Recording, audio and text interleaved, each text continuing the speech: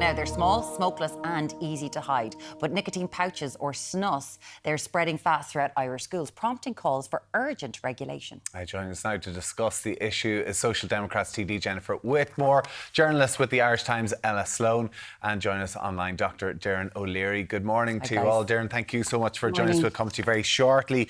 Ella, can you first of all tell us a little bit more? What are these nicotine pouches that people will see in the likes of petrol stations? Yes, so they're small, discreet little packets that are placed between the gum and the upper lip.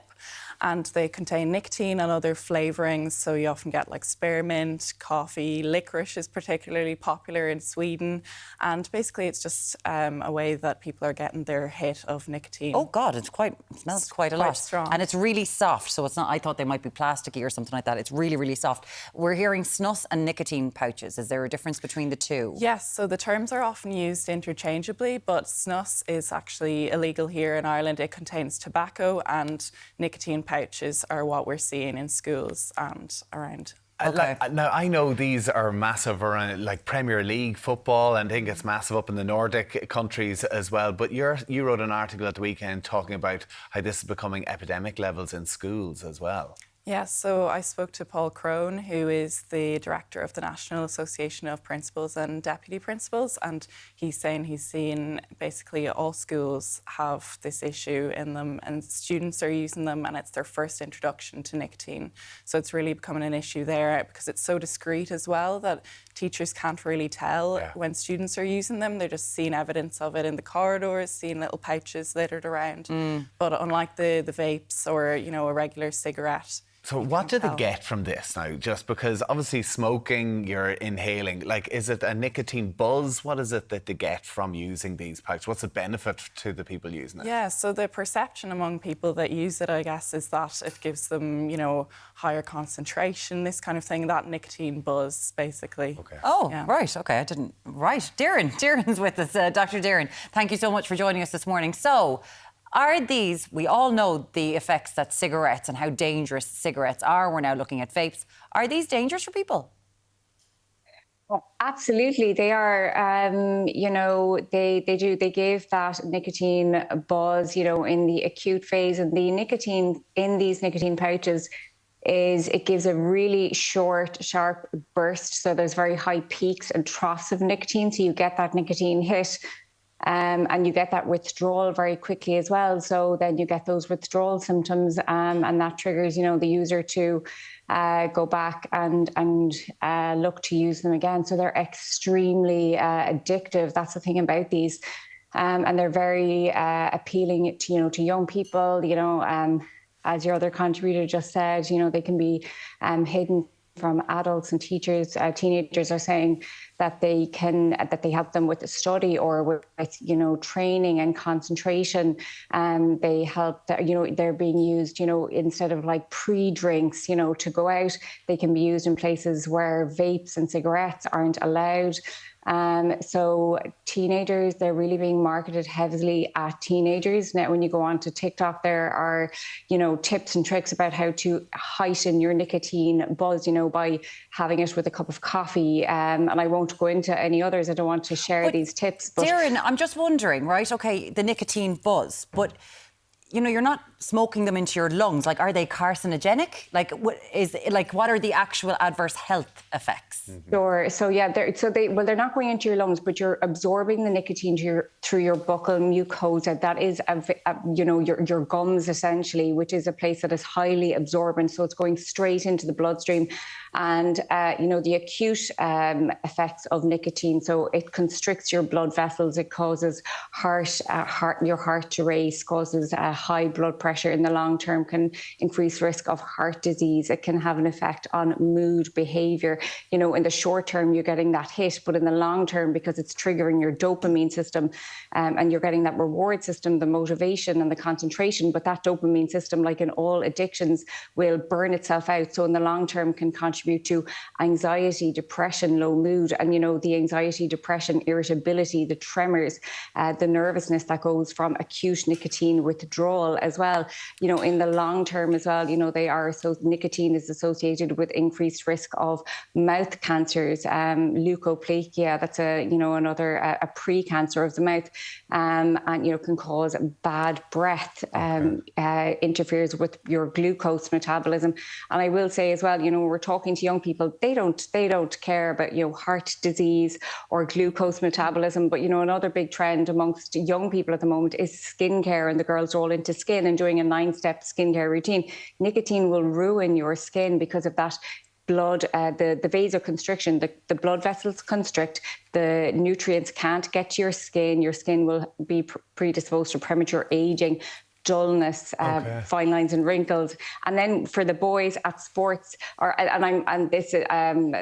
gender stereotyping, of course, girls are very into sports as well, but in terms of sports, because it reduces your appetite, you're not getting your protein, your micronutrients, so it'll actually impact your performance at sports and fitness as well. So if young people are listening and we want to talk to them about that, you know, these are not a good idea. They are highly addictive.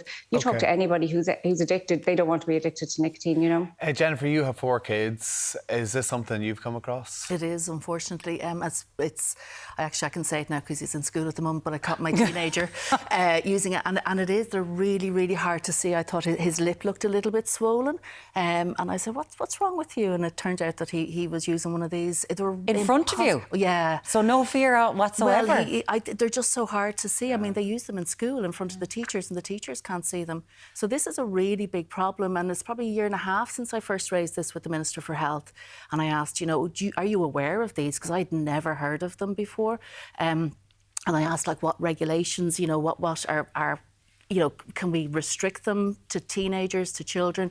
And there's no regulations at all in Ireland governing these. It does feel like you try to slay one dragon and 75 pop up in its head. I know that France have brought a ban in on nicotine pouches now because they were so widespread. So in Ireland, we're trying to, you know, you don't really see young people smoking that much anymore. So something has worked there. There's an awful lot of vapes. People would say, well, listen, is this better than smoking or vaping? Mm-hmm. Do you know? Yeah, but I suppose the problem is that we're seeing teenagers who have never smoked. There could be vaping now and they're moving on to these. So this isn't a substitute. This isn't to get off. This isn't to get teenagers off cigarettes. This is a product in itself. And I think, you know, you're right. There's always these innovations, and what we need is to be able to stay ahead of them. But unfortunately, we're really being caught behind on this particular one. I mean, the principals have been looking for health advisory support on this for a long time. Well, that's it. What are the principals' concerns? Is it affecting their students, or what are they, you know, flagging? Yeah. So Paul Crone was saying that what he's hearing from teachers and principals is there's irritability and all these kind of issues that are coming up among students, and they're struggling to concentrate, even though the perception is that it's helping with concentration. I suppose they don't really have that tolerance there for nicotine, and it's just throwing them off mood-wise. We'd love to hear from you at home, 0896 111 111, if this is something that you have noticed, something that you use, something that you've noticed that your kids are leaving all around the place, because it does seem like an awful lot of kids are getting caught with these things, dropping them left, right and centre. They're all over petrol stations and shops nowadays. Yeah. I mean, it seems like vapes are kind of being pushed to the side a little bit, cigarettes are behind the cabinet, where these Nordic Spirits and Bellows... There's no age restriction. They're freely available. There's no age restriction. There's no controls over them at all. Now, I think some shops do put their own voluntary, but there's no regulations over them. And you'll see it's the exact same as the vape. So they're flavoured, they're marketed completely, you know, really cool graphics on them that teenagers would just, you know, love. And you can get different strengths. And like, this is equivalent, to like having 10 cigarettes in one go, or, you know, I mean, they're really strong. And as Ellen said, like, there's also ones with caffeine in them as well. So, like, the hit that the teenagers are getting from these is really, really large, and I think it's something that we have to tackle. There was one thing, Ellen, in your article that you were talking to a TikToker, and he's got a huge following. He does something gross with, you know, normally, like back in the day, people would share fags, or they'd want to butt off that or something.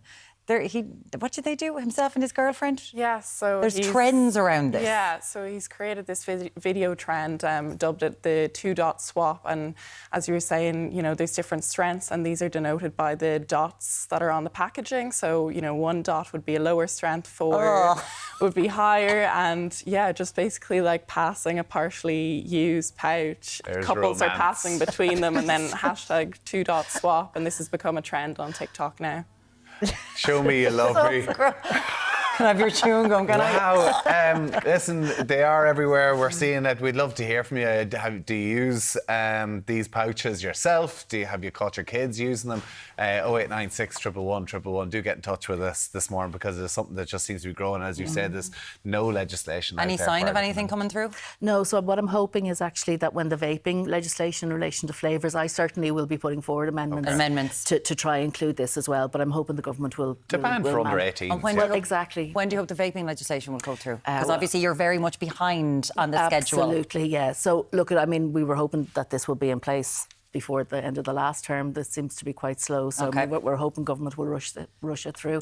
But this absolutely needs to be included in that legislation. There you have it.